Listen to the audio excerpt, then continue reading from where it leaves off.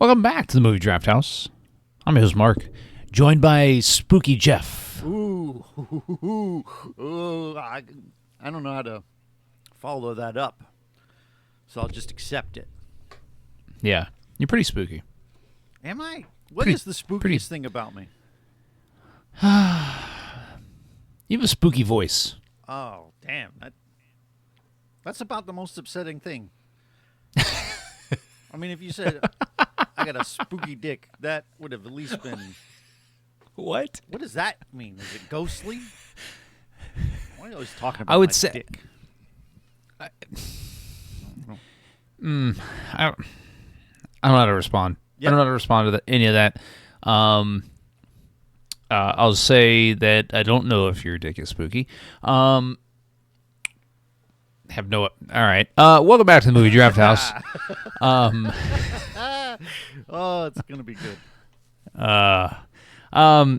Jeff, tell them what the theme is this year and what we watched this week. Yeah, so our theme this year is 1 degree of separation. Each film shares one writer, director, actor with the previous film. So last week we watched whatever the fuck it was. What was it? Alien Covenant. And how did you connect this? Some guy that was part of the crew also plays a bit role in this week's movie. You'll have to figure that out and put it in the notes. Look in the show notes to figure out what the fuck happened. Yeah, the show notes have every connection since the first episode this year. So there you go. So we don't have to. If you remember earlier in the year, we would go through and recap it through our memory, and it went horribly wrong.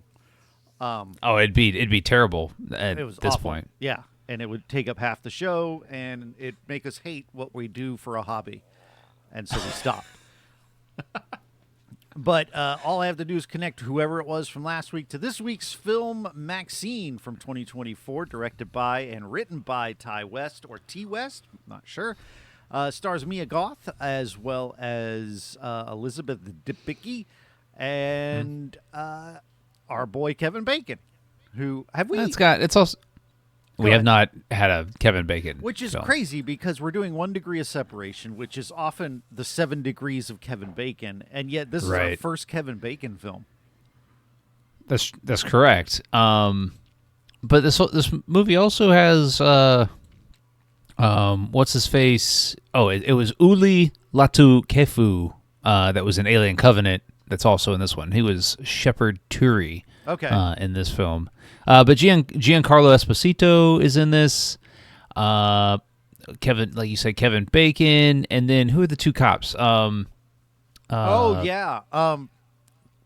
like because they're super familiar. I don't know their names. Michelle Monaghan, right? Is I mostly know from the Mission Impossible movies. And then Bobby Cannavale. Yeah, who just has a punchable face, like. Yeah, but he's in everything. Yeah, he's really funny. Yeah, no, right. I think, and we'll get into it, but probably two of the better characters in this movie, for different reasons. But yeah, he was fun. I enjoyed their dynamic in this film. But you had not seen this. You had seen X, which is the first of the series. Tell me what you remember about it, how you felt about it. I remember from watching X, and I haven't seen it since probably it came out on VOD, because I think that's where I saw it originally. I remember it being kind of not. I mean, it's a horror film, right? But I'll be honest with you, I don't remember too much about it. I don't. I remember like an axe scene, or she's carrying around an axe. Yeah. And it has something to do with porn. Yes. There is porn. Yeah.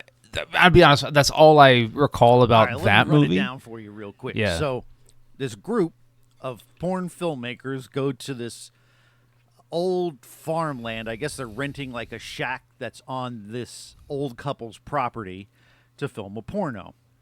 Yeah, I remember this now. The issue is that the woman that lives in the house, the very, very old woman, is like a nympho. Like, she wants to get laid. She hasn't gotten laid in ages. And so when these good-looking young folks, she does not discriminate. She is bisexual. She's willing to hook up with either gender. Doesn't matter to her. Yeah. And along the way, people just start getting killed. And I can't remember how the killing starts, but it ends with Mia Goth, who plays MaXXXine. I remember that there's a religious connection. Yeah, in X. There's a guy on the TV in the House of Pearl who is the older woman, and I could be conflating it with the movie Pearl, which is no, because they didn't have TV in Pearl. That I think might be the dad in this. Like, there's some weird connection that doesn't quite click if you hadn't like just watched X. Yeah. But X is basically just a slasher film, and MaXXXine is our final girl from that film. She ends up killing the old man and the woman Pearl, and this is her afterwards. Now, as she's moved to Hollywood and is trying to break out of porn into mainstream movies, and that's kind of where we are. So the plot of this one is her breaking into movies while also avoiding being blackmailed or, having it found out that she had killed these people in self-defense, like she didn't do anything wrong. And that's kind of where this movie starts out. Now, you have not watched Pearl, and you don't need to because it's a prequel to X. Right. But I know you don't like X that much. It's not that memorable. Pearl is the best of these three movies for me. I loved Pearl. Okay. Yeah, it's weird to do a kind of a trilogy of films where the second movie is a prequel to the first. Yeah. And it doesn't I get add it. anything to the third. Right. To me, like, it is a standalone film. But it came out between X and MaXXXine, so it was just it's a weird choice from like filmmaker to studio and everything to kind of include that in a trilogy of film, which is really what it is because the stories do connect. A lot of there's characters that overlap. Yeah. And so, like, when watching MaXXXine, it is and Mia Goth's very good in this. She's probably awesome. the standout. You think she's good in this? Watch fucking Pearl. That's my takeaway from this week's episode. Is go watch Pearl. But go ahead. Wait, Mia Goth is in Pearl? She plays Pearl. Not only does she play Pearl, but in X, she plays the older version of Pearl as well as MaXXXine. So there's that connection going on there. But yeah, she's the lead in Pearl as well. Okay. Well, I mean, maybe that will make me at some point venture down the road to watch it. But she's very good in the movie here. Ty West, the director, takes a grainy approach to the film. It does look very 80. What is it? 80s, 90s, early 90s, maybe. Very 80s. It's like 85 or so. Yeah, and so like the film looks it. The film does look it. It's an A24 produced film, so it does carry some weight in the realm of indie horror and that stuff. But like the standout is Mia Goth as MaXXXine, and she's a badass. She's yes. She not often do you get a horror film where the main protagonist, who is also female, is a badass. And I enjoy that type of horror movie. What I like is because a lot is that this is the final girl from a horror movie who you now can tell is a final girl. Like they almost do it in Scream with Sydney Prescott, where she's kind of prepared for things, but she's still very much scared. And probably more realistic. No, I don't know. I think they're both realistic takes, but she still very much feels like the victim, whereas MaXXXine is like not going to be the victim again. Right. She did. Yeah. She takes no shit. And it's established kind of right away when she does her screen test or whatever for the movie that she's auditioning for, right? And she nails the audition, and as she's walking out, there's a line of women that are waiting to audition. Yeah. And she yells at them, "I just fucking nailed that shit," or whatever she says. Might as well pack it up. I fucking nailed that shit. They're giving me the job. And so that at that moment, it is established that she is a confident protagonist. She is not going to take shit. And then it's reaffirmed a short time later where this guy corners her in an alley at knife point, and she pulls out a gun, and then she kind of humiliates him. And then one of the grossest things I think I've ever seen on film happens, and she steps on his nuts and his nuts explode. Man. I mean, it's just it's the grossest thing I've ever seen. But is it grosser than what could be in Stir of Echoes? No. Okay. See, what's in Stir of Echoes I saw as a young child, and that formulated a fear that still persists in me. Whereas now I can just be like, oh, that was just fucking gross. I'm not as impressionable as I was. Where Stir of Echoes has it's ingrained in my brain that there's a scene in there that involves hands and fingernails that makes me ball up my fist as I'm talking about it, and hide my fingernails. Whereas, in this movie, there's pretty gruesome shit, but like it's like Terrifier or anything else. It's just it's just gory. Yeah. But I mean, it is brutal. That is true. You watch Terrifier. I think you could probably go back and handle Stir of Echoes now. I told you before we started recording. I'll skip it. I'll skip right over that scene. I don't. Any time that there is a scene in a horror movie or any movie that involves injuries to hands and fingers, I turn away. I don't look. To our episode on Double Impact, not Double Impact, Double Team with Van Damme and Dennis Rodman, where he has to peel the piece of his finger off. Yeah, well, to me, so that's not as bad as because it's a fleshy part. I don't know what it is about the fingernails, and the peeling off of. I don't know. It's man. okay. I don't want to talk about it anymore. I have a friend who had a sports injury, and he can watch people's heads get chopped off and dismembered and anything. But if it's like a realistic break of the legs, he can't do it. So. Because he's had it himself. So I get that. I don't do chainsaws. Yeah. Like, I have an actual chainsaw injury. So, but like this movie does have some very brutal things happen. And I don't know if this guy in the alley died from having his testicle ruptured. I imagine not. But no. But I mean that scene establishes that she is alpha, an alpha character. And I just think that sets up the movie very well, is because yes, it is a horror movie, and yes, people are dying. We do have a serial killer type figure that is going around killing people. Every time that MaXXXine's on screen, you think that she's in trouble.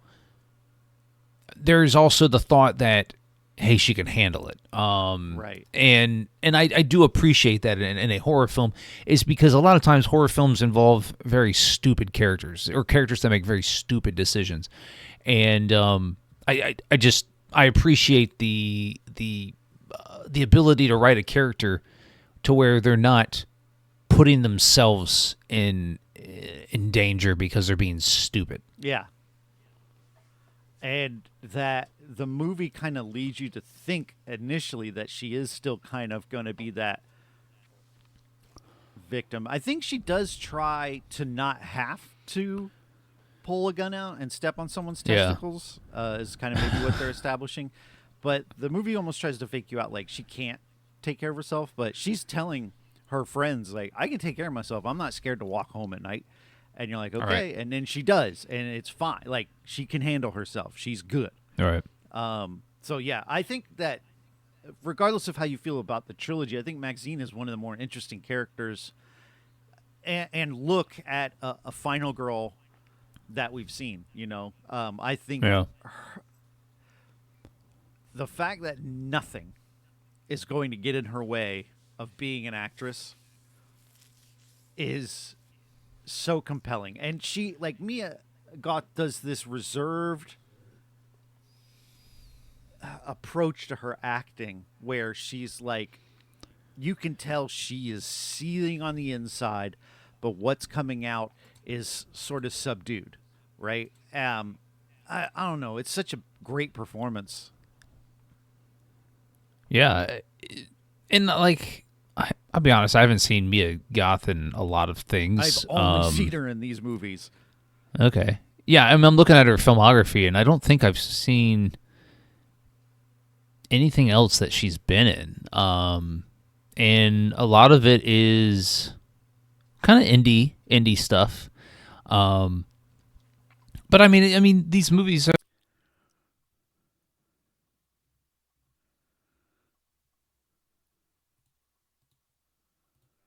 Uh-huh.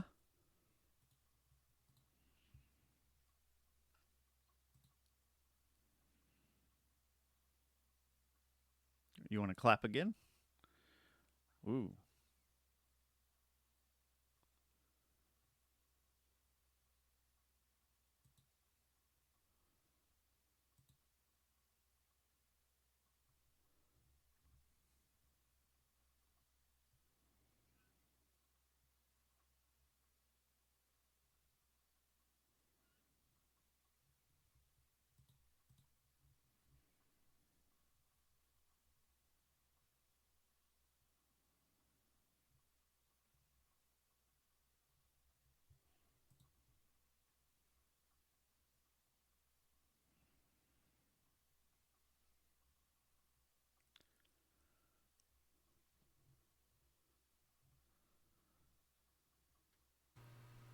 All right, we're back recording. All right, well, let's clap again. Okay. 3, 2, 1. Yeah, so I think with Mia Goth as the main character here, it sets up the rest of the movie well, and then you have your other characters, and the plot of the film does get kind of weird. With the serial killer who's trying to It sabotage her, I guess. It feels so outside of what the plot of the movie is. Like, Right. It almost feels like it's tacked on because this needs to be a slasher film to kind of go to tie into the series as a whole. But it felt like the movie would have been better served to be this sort of crime drama with her, kind of not getting busted for this thing and being as ruthless as she is. Right. Because for me, while I think that Mia Goth's amazing and the character of MaXXXine is great, the movie for me, and why to me MaXXXine is the least of the trilogy, is the last act, is the whole situation. Like, once she kills Kevin Bacon, spoilers, I feel like that's it. Like, she's done it. The movie really has nowhere else to go. And yet they have this slasher thing going on. And they keep talking about the Night Stalker, Richard Ramirez, who doesn't play into this at all other than someone is, like, mimicking his MO. Yeah. But the whole final act with her, and you find out her dad is, like, doing the killing and stuff, and it just really takes me out of it. Like, Yeah. It feels like extra weight on the plot that didn't need to be there. I mean, you take it out and the movie's an hour long,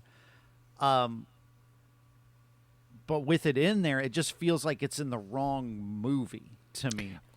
I feel she kind of loses a lot of that badass. Like, they set her up to be a badass and smart, and she's not going to step into some shit that she can't get out of. And yet at the end of the movie, that's what she does. Like, it's her dad who's the serial killer, who's trying to get her to, for some reason, right? And I probably need to go back and watch the first one, but I don't remember her dad playing much of an effect at all. And it really feels tacked on. And I think it also undermines the character they've established, because the MaXXXine that we've seen through this film would just shoot that guy in the face, right? Like, and she does at the end, but turn around, oh, you're the killer, pow, and then that would be the end of the movie. That's a problem you've written yourself into a corner about. And I feel like if you take this part out, the movie's too short, but it's also the lead weight that holds the whole thing down when you're done watching. Yeah, it is. Like, I don't necessarily mind the dad being the killer, but making him the killer and then introducing this religious component to it, and I guess it makes some sense because there's a religious component in X from what I remember, and I haven't seen Pearl, but I imagine that's probably somewhere in there too. But I just think it's a lot of weird shit that happens at the end of the movie. Like, Mia Goth gets chained to a tree or tied to a tree, and they're going to do an exorcism on her. And then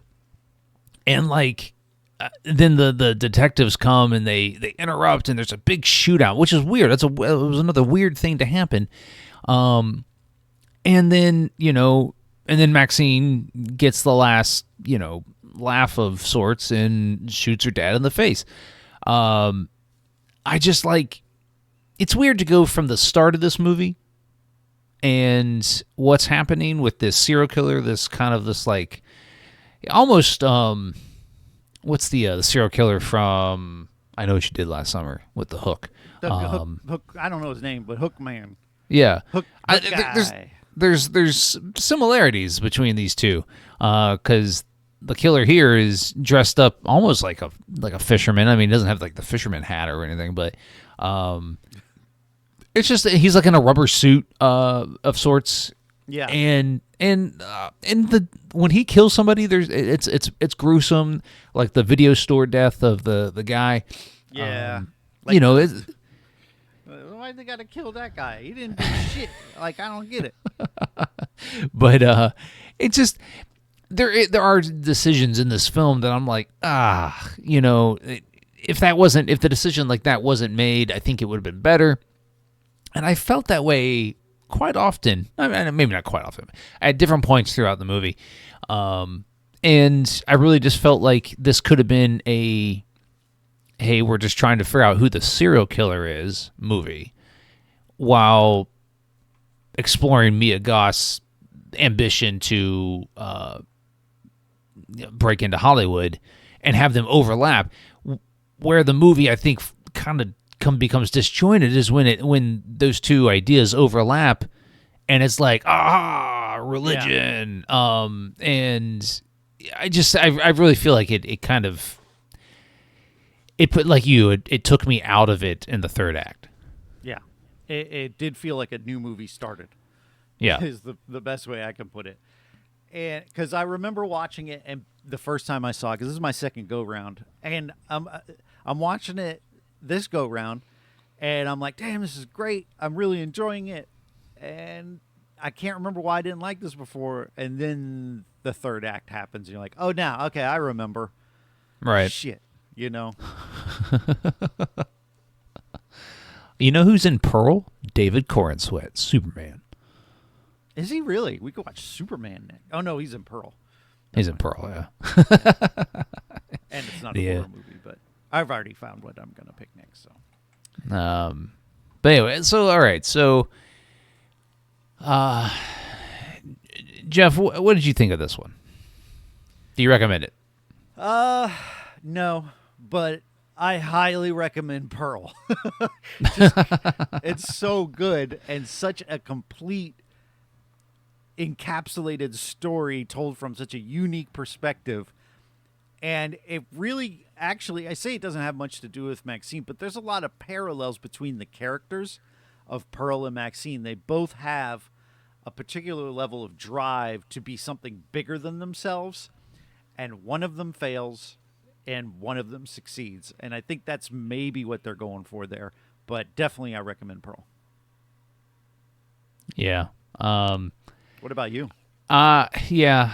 Even though I really like the protagonist here, and I do think that had the story been a bit better, I would have enjoyed it more. And I did enjoy Mia Goth's performance in it. I'm not going to recommend it either. I just think it falls apart at a certain time. And I think, and I read on the Wikipedia that Ty West was going for like kind of an allegory of how Hollywood, something with to do with death of home video or some shit. Like it's weird. Depiction of cinema's influence on society, exploring how the development of home video releases did it in. West stated that while the viewer can watch each movie independently without seeing the previous film, the films were made to complement each other. So, I disagree to a bit. Like, I think you should watch X before you watch MaXXXine, just so you can get the full arc of the character and what she's been through. But yeah, Pearl is fully a standalone. Yeah. And maybe that's why it's the best, And it's also, like you said, or I haven't seen it, but you said that it's not really a horror movie, right? Oh no. Yeah. It's a slasher. Yeah, there's horror elements. It's enough where I wouldn't complain as far as like a theme thing, because there's some pretty dark shit that goes down in Pearl. Yeah. Yeah, I'd call it a horror movie, but it's okay. I wouldn't call it quite a slasher. There is some slashing. It defies definition, I guess. All right, Jeff, what are we watching next week? All right, so this episode comes out on the 16th. So then I pick another horror movie, and then you have a horror movie after that left to pick, right? Yes. Okay. All right. So I think I was complaining before we got on of lack of choices for me, but then while kind of we were recording, I was going through the cast list and I found something. So I was initially just going to do Tremors because Kevin Bacon is in Tremors. Okay. And I was like, I really just didn't want to. Tremors to me is like a fun horror movie, like in that it's not even a horror movie to me. It's more of a comedy, like a horror comedy sort of situation. But anyway, definitions aside, in the scene where she's getting her face molded, the person who does the effects art, the one that dumps the goop on her head and all that, okay, is played by Sophie Thatcher, who's been in a number of horror movies. And I'm so glad to have remembered she was in this, because there's a lot of good shit we could go with. And I don't know if you've seen this. I kind of hope you haven't, but if you have, let me know. There's a movie that I haven't seen that she's in that I could pick as well, but I also think this is the better choice. But anyway, the movie came out in 2024, which is about as new as I go. And, I have seen it. You've seen it. I have seen it. With Heretic. Yeah, so. Yeah. Right. I mean, I could pick it again because I do want to watch it. I mean, we could watch it again. I Okay, saw it very recently. Within the last she was like in 3 another or 4 horror months. movie Okay. from 2023, Okay. directed by Rob Savage. See, there's less people for you to work with than this one, but fuck it, you're fucked. Good luck. And I haven't seen it, and I think this is based on a Stephen King work, so eventually I'll have to cover it again. But I haven't seen this either. Yeah. You have not? I have not seen this. Have you seen Companion? Yeah. Okay, good. So those both Companion and Heretic I really, really enjoyed. But I haven't seen The Boogeyman. It is PG-13, so it won't be too scary, right? Right? Maybe. The only problem is I hope you can dig some horror movie out of this. This has been really difficult for us as far as like getting horror movies. It's got what's his name? David Dasmalchian. Yeah. So I think he's been in some horror stuff. Yeah, he was in Oppenheimer, but you've agreed now never to pick that. Was Oppenheimer a horror film? No, fuck no. It's horror in that you want me to sit through it. Like, I just can't, man. You know, I got too many podcasts, and then I got to watch all these movies, and then you tack an extra hour on top of the shit I got to watch already. Oh, he was. Oh, I got it. Sweet. I'm gonna stop. I've already got the movie. Was he in Hoobie Halloween? That would have been ideal. I don't believe he was, but I didn't scroll down to the last to the end of his filmography to figure that out. No, I told Jeff, I was like, man, I said we got to figure out how to do Hoobie Halloween as the last. Essentially, Halloween Eve is when the last episode in October would come out. All Hallows Eve. All right. But you know, I think had we planned it that way, I think we probably could have done it and mapped it out. Yeah. It would have taken some of the element of surprise out of it, but we could have mapped it out. But what we're gonna do is we're gonna watch Hoobie Halloween at some point in the next couple weeks, and then we're gonna have a bonus episode where we review Hoobie Halloween, and then that episode will drop on Halloween Which Friday. We've done what I would call Halloween specials before. We did what the fuck was that? The Munsters. And then last year we just happened to have the movie Halloween fall on Halloween, so I would consider this our third Halloween special. Yeah, and listen, Hoobie Halloween is a all-time favorite. It's like a Christmas movie. You talk about but on Year. Halloween. Yeah, it's an annual watch for me and my family. And it is. It feels like Halloween. It feels like watching a Christmas movie on Christmas. It's like watching a Halloween movie on Halloween. And so next week we'll watch we'll watch The Boogeyman and review that, and then we'll have an episode that drops on the Thursday before Halloween, and then we'll have an episode that drops on Halloween reviewing Hoobie Halloween. There you go. We've done it, folks. We've done it. And then after you pick this last horror movie, the shackles are off to a degree where we can actually go back to picking from a wider pool. But I'm proud of us for being able to actually successfully get horror movies all the way through the month of October. Yeah, we did it. Or we're going to do it, but we did it. But what we also can do, and I'm speaking in a general sense, is we can hit the royal we. The royal we, yes. Is that we can hit the subscribe button if you're watching on the YouTube. Once took a royal we. Ooh. Is that a thing? No? Okay. I don't know. But we should hit the subscribe button when it pops up so you don't miss any future content right here on the YouTube channel. And if you want to follow the podcast on all your favorite social media platforms, we're at Movie Draft House. You can find us on X, /Twitter, Instagram, TikTok, right here on YouTube. So give us a like, follow, and subscribe. Jeff, tell them where they can find you. You can find me on the internet. I got another podcast called. See, I always have to take a second to remember which podcast I'm recording and which one I need to pitch, because I do this at the end of my other shows. But yeah, check out All Things Being Sequel, where we're going through the Critters films. You can also check out my other podcast called Chronologically, where we're looking at the '90s films based on the works of Stephen King. And there you have it. Jeff, any last words? Nope. See you next week.